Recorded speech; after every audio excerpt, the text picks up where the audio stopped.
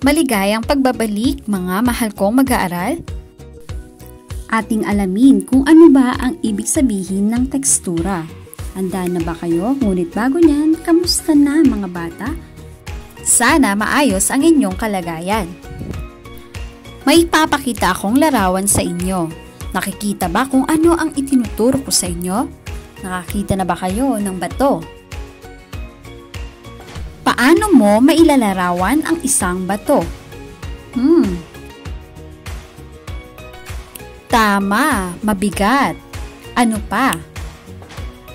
Ayun, very good. Magaspang, mahusay. Narito naman ang larawan ng isang higaan. Ano kaya ang pakiramdam kapag dito ka matutulog? Tama, malambot. Paniguradong magiging mahimbing ang tulog mo. Ito kaya mga bata, nasubukan nyo na bang kumain ng durian? Nasubukan nyo na ba na hawakan ang balat nito? Matinik at magaspang ang balat ng durian. Kumuha ka nga ng isang papel. Hawakan mo ito, pakiramdaman mo kung ano ang tekstura ng papel. Makinis ba ang papel na hawak mo? Ang tekstura, mga bata, ay tumutukoy sa kalidad o katangian ng ibabaw ng anumang bagay, kagaya ng mga pinakita kong mga halimbawa kanina. Ihanda ang iyong sarili, makinig sa akin upang ikaw ay matuto pa sa aking mga sasabihin. Handa na ba kayong makinig mga bata? Alam nyo din ba mga bata, upang matukoy natin ang isang tekstura ng isang bagay, maaari natin itong gamitan ng ating mga pandama. Kagaya ng simpleng paghawak lamang ng mga ito, maaari na natin itong malaman kung anong klase ng tekstura nito. Kagaya lamang ng aking ipapakita. Narito ang mga halimbawa ng mga malalambot na bagay. Unan, kumot, cupcake. Ulitin natin, unan, kumot, cupcake. Ito ay mga halimbawa ng mga bagay na malambot.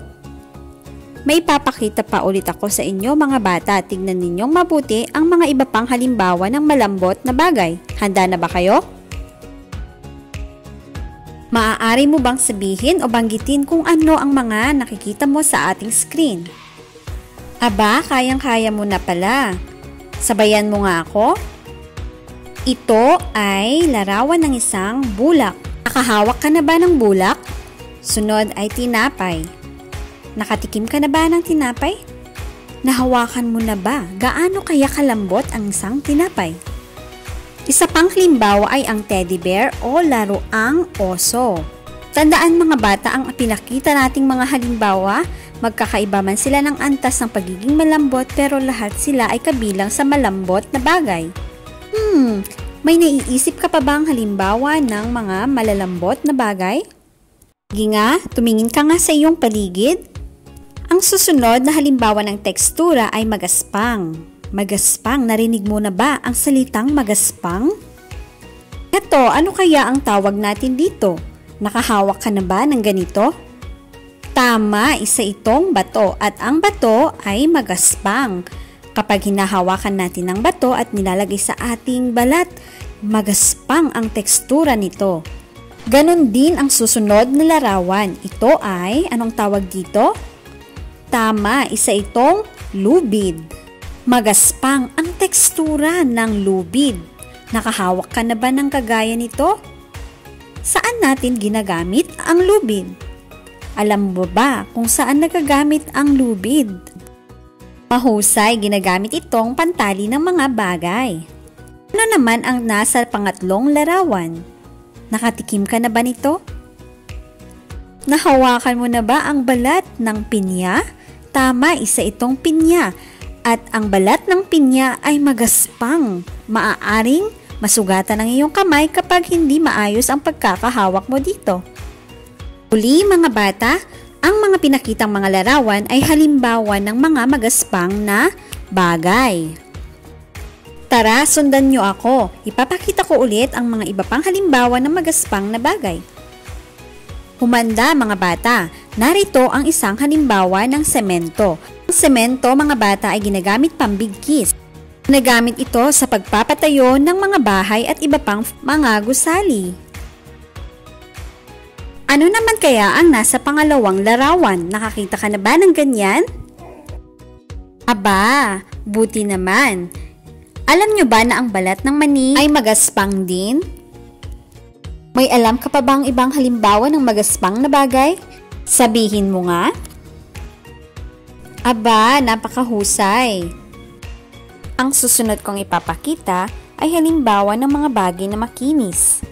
Kagaya ng pinapakita, meron kayong makikita na papel at isang lagayan ng tubig. Subukan mo nga kumuha ng isang papel at alamin natin kung ang tekstura nito ay makinis. Ayan, kagaya ng aking ipinapakita, ang mga bagay na ito ay nagpapakita ng teksturang makinis. Ikaw, ano pa ang kaya mong ibigay na halimbawa ng makinis na bagay? Aba, ito ay isang mansanas at salamin. Nasubukan mo na bang kumain ng mansanas? Ang tekstura ng mansanas ay makinis. Kagaya din sa salamin, ang tekstura ng salamin ay makinis. Magbigay ka nga ng iba pang halimbawa ng mga makikinis na bagay. Dumako tayo sa mga halimbawa ng mga bagay na matigas. Alam mo ba kung ano ang salitang matigas? Nakahawak ka na ba ng kutsara at tinidor? O di naman kaya ang kahoy o mga barya? Ito ay mga halimbawa ng mga matitigas na bagay. Alam nyo ba mga bata na ang mga bagay na matigas ay hindi mabilis na masira? At kapag ito ay nabagsak, hindi siya agad mayuyupi dahil ito ay matibay. Subukan mo ngang kunin at hawakan ang kutsara at tinidor at alamin kung ito ay matigas. Narito pa ang ibang halimbawa ng mga matitigas na bagay kagaya lamang ng bola. Ganon din ang pinto. Subukan mong pumunta malapit sa inyong pintuan at katukin ang inyong pinto. Nakakagawa ito ng tunog na malakas sapagkat ito ay matigas na bagay. Tumingin ka nga din sa iyong kapaligiran. Magbigay ka nga ng iba pang halimbawa ng matigas na bagay.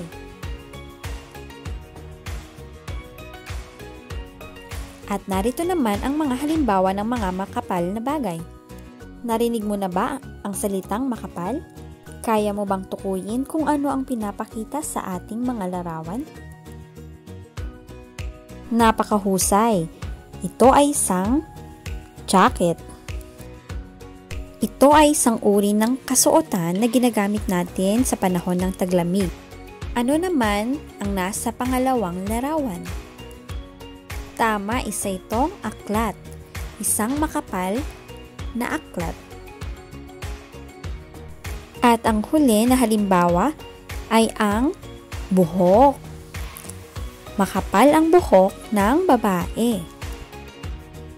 Kaya mo na bang sabihin sa akin kung ano ang klase ng iyong buhok? Kung ito ba ay makapal o manipis? Magbigay ka pa nga ng ibang halimbawa ng mga makakapal na bagay.